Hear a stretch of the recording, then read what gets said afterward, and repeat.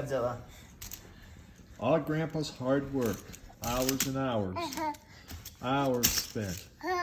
Yeah. Yeah. Break that one. Oh well. Yeah. There we Aiden smash. go. Yep, get rid of them. And welcome to another early morning Sunday show, except it's not Sunday. You know, I made it in Colorado just in time for Snowmageddon. And they really don't have snow plows in Denver. They'll do the main ones, but these side roads, it's not happening. And so we've had, I don't know, over a foot of snow. Easily over a foot of snow, about a foot and a half. It's just been snowing forever. And what a mess. And I'm here. Yay. Thought you get out of snow. Well, I'm in Colorado. I guess you do get snow. Thing is, it'll be melted in no time at all. But you're going to hear about records, and that's what you're here for. So let's not show snow. Let's show records. It's a lot drier in there, too. So welcome to an early morning Sunday show. All right, let's look at some albums now. Some interesting things. Isn't that what we always say? Interesting things. But they are interesting, at least to us. I can't tell you for you, but here's what you're going to get. Ducks Limited. Second album by Ducks Limited. I had recently shown the first one. Jim Gleason had given me that from Radio Wasteland Records, which is on the t-shirt that you can't see. And now it's a snotty shirt. Yuck. All right, which you can't see, but yeah. This is their second album. It just came out. And very good stuff. Out of Toronto. And it is a duo. Tom Creary, he plays vocal and the rhythm guitars. And then you have Evan Lewis on guitar. Music, let's call it bright and breezy. Jangle pop that just moves along pleasantly.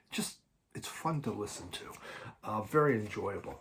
As far as we have in here, I had pre-ordered this, so came in clear. This, what are you going to say? Clear is clear. And we have insert, just lyrics. Same thing on either side. Okay.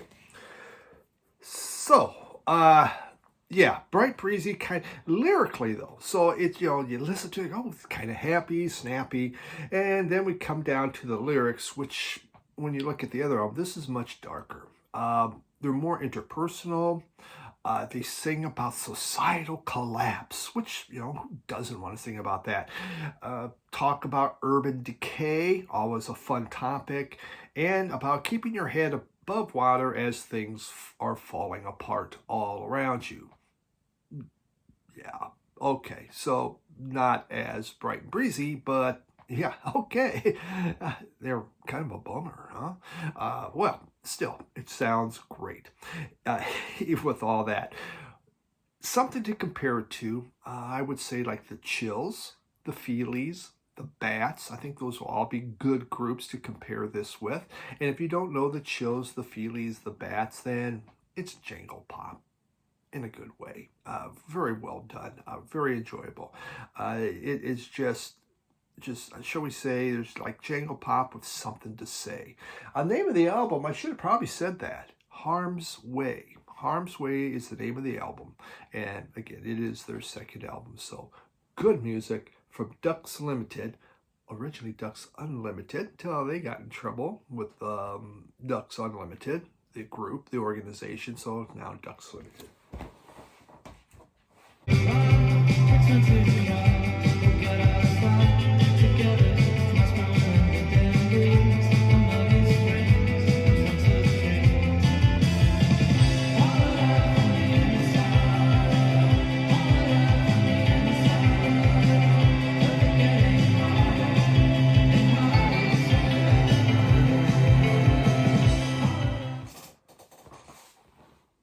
Okay.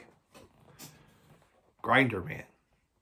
I got this because I bought that Nick Cave and the Bad Seeds. I was talking about Dig Lazarus Dig. And I love the hard rocking Nick Cave. Absolutely was. I mean, it's a favorite album. And so you, the viewer, the watcher of these videos, suggested you need to do Grinderman.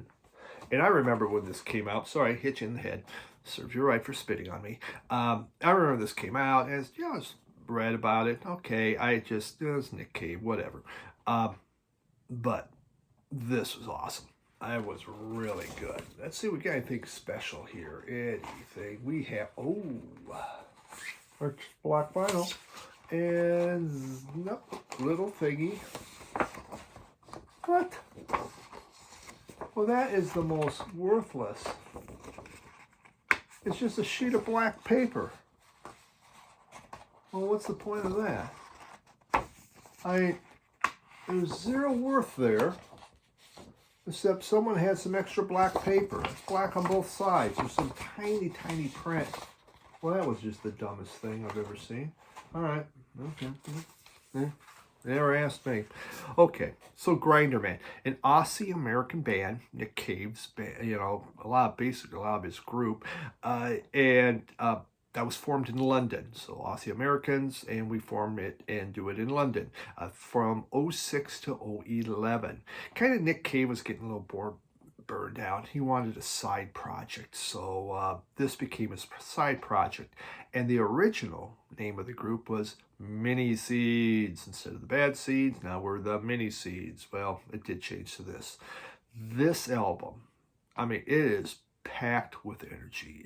It just comes out swinging, squalling, raucous, wild, noisy. It has all those cool words are part of it. We got Breezy Light on the first album. This is Swirling and Noisy on the second album. And it is, I mean, wow. It comes out of the gate, the first song, Get It On, just comes out of the gate screaming. It is so hard and fast and fun. Really good. We got No Pussy Blues. And that was it starts with a typewriter. Just this typewriter, then there's a hi-hat that comes in. Then Nick Cave comes in and does spoken word, followed by this kind of a fuzzy bass. And then all hell breaks loose, and away it goes. And very fun stuff. Wow. This was good. I'm really happy that, again, you suggested it, a lot of you, and I mean a lot of you suggested to get this one. I kind of think of this like, similar to, there's Feels of Suicide, of the Stooges, even a Bo Diddley in there. Just the kind of music, and yeah, great stuff. Grinderman. Now, they do have a second album. I'll have to think about that. That could be a Grinderman completist. Change the sheets on my bed, I combed the hairs across my head, I sucked in my gut and still she said that she just didn't want to. I read her Elliot, read her Yeats, I tried best to stay up late, I fixed the hinges on her gate, but still she just never wanted to.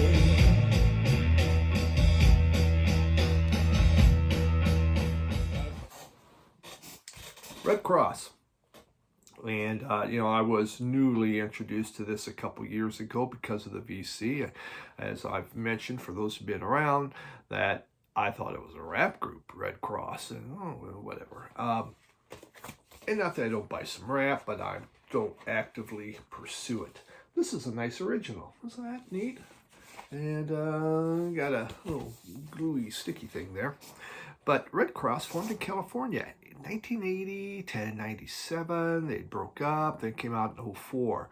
Alt rock, you could say power pop at times, punk rock, definitely. And you're getting, this is their first album. This is definitely punk pop. Now, the very first band they formed, they called themselves The Tourist. And they formed it when they were in middle school. So that's when they got started. And their first gig, they opened for Black Flag. Now, probably a very young Black Flag also, but how about that? Middle school kids opening for Black Flag. That's pretty cool. And one of their first songs, it makes you wonder the educational system, or what are they what kind of books or magazines do they have at home? Because one of their first songs was S&M Party. And these kids are in middle school. And we're singing about S&M Party. So, wow. All right. They knew a lot more than I did. Yeah, you could find Playboys or Penthouses or Hustlers when I was a kid in the late 60s, early 70s, by when you'd be walking the country roads. We'd go out hiking all the time, hike out to the river and stuff. That was about 3 miles away. And we just, go out there on the summer days, hike out there, and you never know what you find in a ditch in the country. We found a lot of interesting things in the ditches. No bodies, though. But I digress. So Red Cross originally had one D, and supposedly Red Cross with one D wasn't about the organization, the blood organization Red Cross, but instead there was a masturbation scene in The Exorcist called Red Cross. Now, I've never seen The Exorcist. I have no desire to see The Exorcist, but I guess there's a masturbation scene in there, and somehow Red Cross is a part of it. So they say. Well, the Red Cross, the international organization, they were thinking it sounds more like their name, and they didn't want to be associated with it. So they added a second D, similar to how Red Fox does it. 2 Ds and 2 X's. So that's how we came about this. So Born Innocent. This album came out in 1982. So again, these guys, they're just really young. And this was the first of 7 albums that Red Cross had put out. And it is, this really, it goes fast. I mean, almost every song is under 2 minutes long. It is your basic kind of punk rock happening here. And it's fun. It's very youthful, shall we say. It's sloppy. You can see they're trying to learn what they're doing. They do a tribute to Linda Blair from The Exorcist. They do a tribute to Charlie Manson. I mean, who wouldn't? That guy's, wow, it's creepy. They even cover one of Charlie Manson's song, Cease to Exit. Is that what was this called? I thought it was called. Maybe they didn't do it on this one here. Yeah. They have covered one of his songs. I thought it was on here, but now I can't see it. Oh well, doesn't matter. But this fun, rowdy punk. And this sums it up. When one of them they had interviewed, and he said, notes and chords mean nothing to me. Kind of sums it up. Just fun, rowdy kind of punk. Let's just have fun and let's do what we want to do. So, yeah, good stuff. Red Cross, first album. Born Innocent. They got much better after, their next album's much more polished. Went into some different types of music. You got busted for the pain. You're born innocent girl, and that ain't all. Got it for the first time, baby, in a shower stall. Getting that bit then why end up there? Used to be on the run, and now she thinks a lot of fun. It takes a cigarette for hustling, now she never. Here we got. All right, this is on Record Store Day recently. They reissued Before 3 O'Clock, which is the Salvation Army. I found an original. I found this last summer. I'm finally getting around to showing this stuff, right? Trying to catch up before the move. You can see the cubes are getting emptier and emptier. So Before 3 O'Clock. This came out, actually came out in 86, but it was done in 1982. That's when they recorded it. And nothing special on the label, nothing special on the inner sleeve. That's what you get. And, they called themselves the Salvation Army. Well, like Red Cross, Salvation Army didn't much care for that, and they had to change the name. They changed it to the 3 O'Clock. When they brought this out and repackaged it, they just said Before 3 O'Clock, referring to the fact that they used to be called the Salvation Army. This is filled with real kind of almost like near psychotic,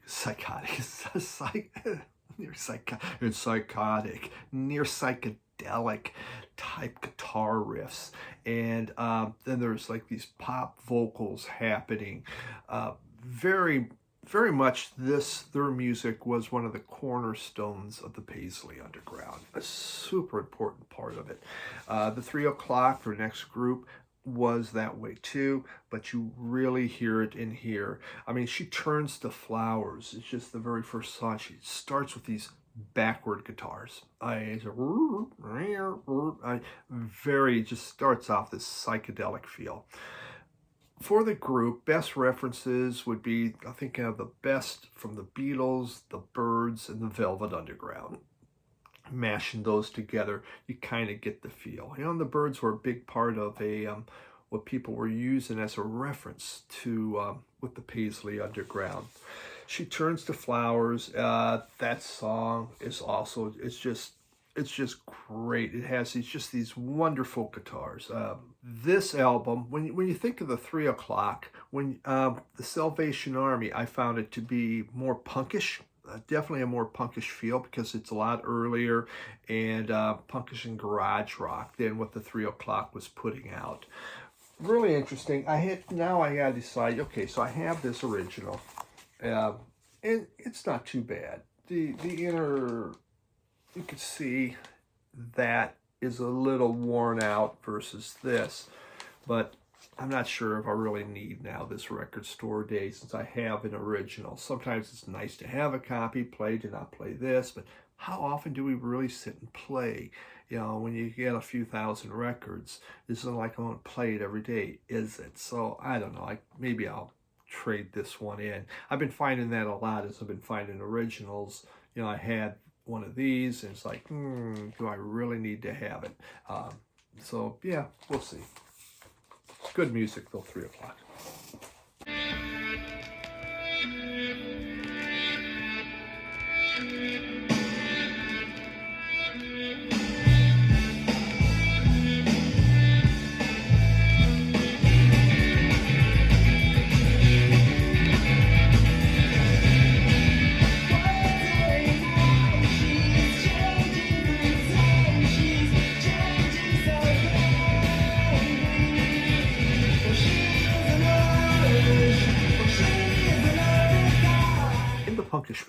In the punkish vein, X-ray Spex. X-ray Spex Adolescents. Germfree Adolescents. X-ray Spex Germfree Adolescents. An absolute classic. And this was reissued last year. It took me, I didn't jump at it right away. I didn't see it, I don't think, or I just I had other stuff going on. So I did not get it. And I was lucky enough because it sold out. And then there was a record store down in Grand Rapids that had it. He still had one. I couldn't believe it. He had it left and no one was buying it. And I'll show you the inner sleeve, but for some reason I'm not even able to get it out of here. There we go. Oh, I worked all that for a blank white hard cardboard inner sleeve. Well, that was worthless, wasn't it? They did have this, so this is nice. About the group. And we have that. And they did give you another inner sleeve with the lyrics on there. So, okay, very nice packaging on here. Always love when you get some information about the group. I should probably read this stuff before I talk about the groups. When I retire, I'm going to come in, I'm going to read all that kind of information. That's the plan because I got nothing else to do in my life. So this group, Polystyrene, formed in 76, broke up in 79. Polystyrene, the lead singer, vocals are the original. Then you have Jack Airport on guitars, Laura Logic on sax. Then there was Paul Dean on bass and Paul B.P. Herding on the drums. The last two guys, the rhythm section's a little kind of, you guys didn't have cool names like everyone else. This what really set this apart from the other punk groups going on was the fact that they had a sax, and that sax was squawking all over the place, man. It was just so different. No one else really had it. And the sax player, Laura Logic, was only 15 when she was doing that. Dom from Seeking a Thread had recently shown an album that Laura Logic did later. I mean, when this album came out, Laura Logic's not on it. She had left. Again, 15, she decided, I'm finishing school, so she left the band. But she did come back and she made music, and, you know, so she's out there. But this had a different player. The vocals on here, they are so powerful that they could drill a hole through steel plating. I mean, they are that strong of power. She just comes out polystyrene and blasts you. Now, polystyrene, she saw the Sex Pistols in '76, and like thousands of other kids in the UK, I'm forming a band. And she did. And here's what we got. Their one and only album. I think it's the only album. Maybe they put out a second one. No, I'm not sure. It's wonderful, noisy racket. That's what's happening. This is early punk, and you get that feel from it. The music is it's really they're singing against consumerism. They're singing against how corporate advertisers are taking advantage of the people. You know, your basic kind of stuff. We got a lot of cheerful music I'm showing today. So they have something they want to say. On here, the sax player is Rudy Thompson. He's the one that plays sax. Again, he didn't get to have a cool name, which I don't know why.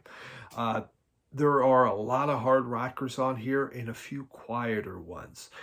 Her vocals, polystyrene, it's not for everyone. You got to get used to them. You got to be able to handle it. But it does have the absolute punk classic, Oh Bondage, Up Yours. And that is the... every single compilation you have, punk compilation, seems to always have that one because it is so important. So yeah, this is great. Really fantastic album. If you're into punk, obviously you know that. You need to have it. If you're not into punk, I don't know if I would start with that one. Listen to some songs and then find out. Again, her voice is different.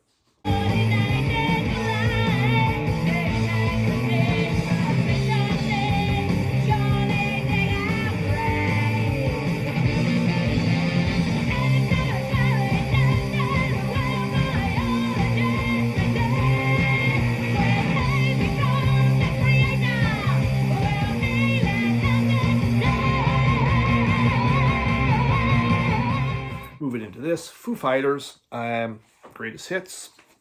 We know the Foo Fighters, they're still out there. There is a hype sticker. And I don't know, what's to say? It's a 2-album set. I like the Foo Fighters. I enjoy the Foo Fighters. They rock, they're fun. But it came down to the fact that I can't afford to buy all their albums. I used to have everything in CD. And so, and I like their hits. I enjoy their hits. So, why not go with a greatest hits? And now I have them all. And that way, I'm a completist when it comes to their hits. Yeah. And you're not going to sit on the records, are you? I don't know why he gets up and does that. So, there we go. There's pictures. Good. Yeah, not much to say. Foo Fighters is still going. They're still making powerful music out there, doing a really good job. Just hard rocking. We know them, and this has all the greatest hits. It's what I need from the Foo Fighters. Where I find a lot of groups, this is what makes me happy because that's what I want to hear. Otherwise, you got all these hits. I'll take this album. Oh, now I'll play this album. Nah, just put this one on. Get them all at once. And we know that they'll have like 10, 20 different greatest hits eventually. I wish for something new. Yeah, I wanted something beautiful. I wish for something true. Been looking for a reason, man. Something to lose. When the wheels come down. When the wheels come down. When the wheels touch down. Final album, Sheryl Crow. And here we go. We have the Tuesday Night Music Club. Obviously, she was a background singer for Don Henley, a background singer for Michael Jackson, and a few others. She paid her dues. Then this album came out in 1993, and this put her on the charts. Actually, she had recorded a different album, and it was very pop, very contemporary, and they played it for her, and she listened to it and said no, and they scrapped it, and she started over again.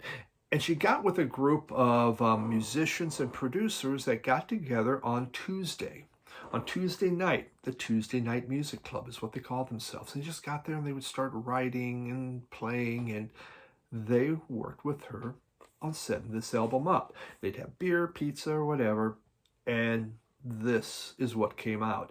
And think about it, 5 hits off this. It just starts with Run Baby Run, Leaving Las Vegas, Strong Enough, Can't Cry Anymore, Bam Bam Bam. Then No One Said It Would Be Easy. This was amazing. Grunge was happening, and this busted through grunge and put out something different.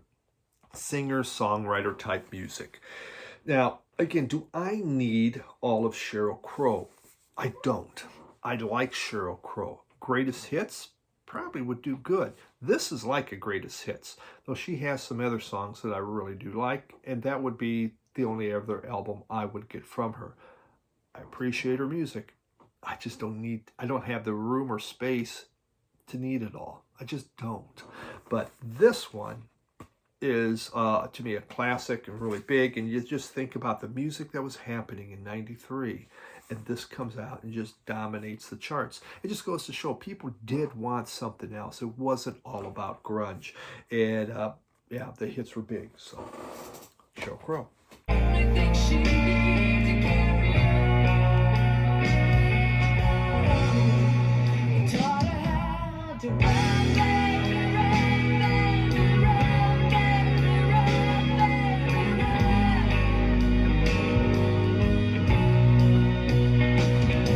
So run, baby, run, baby, run, baby, run. That's what we got for this week. Great stuff. So thanks for hanging out, and look forward to see you next week. Bye.